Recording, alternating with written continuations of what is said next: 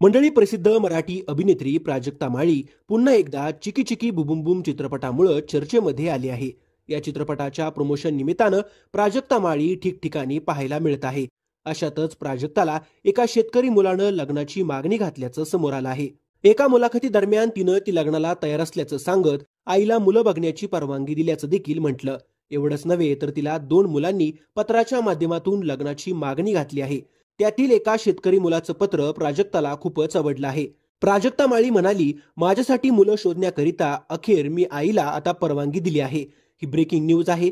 काही दिवसांपूर्वी असंच कुठेतरी बोलले होते, तर आईला खरंच 2 पत्र आली आहेत. मला ती पत्र इतकी आवडली आहेत, मला असं वाटतंय त्यांना फोन लावावा. कारण त्यातील एका पत्रामध्ये त्यांनी खूप प्रांजळपणे म्हटलेलं आहे की मी शेतकरी आहे, मला माहिती आहे हे काहीतरी वेगळ्या पद्धतीनं बोलतोय. तुमचं क्षेत्र वेगळं आहे, पण मला हे प्रांजळपणे मांडायचं आहे. मी एक शेतकरी आहे, मी शेतीच करणार. तुम्हाला आवडणार असेल तर मला तुमच्याशी लग्न करायचं आहे. त्याचबरोबर प्राजक्ता म्हणाली की तिला आता प्रवाहासोबत जायचं आहे, तिला देखील लग्न करायचं आहे. होईल तेव्हा होईल, झालं तरी ठीक आणि नाही झालं तरीही ठीक.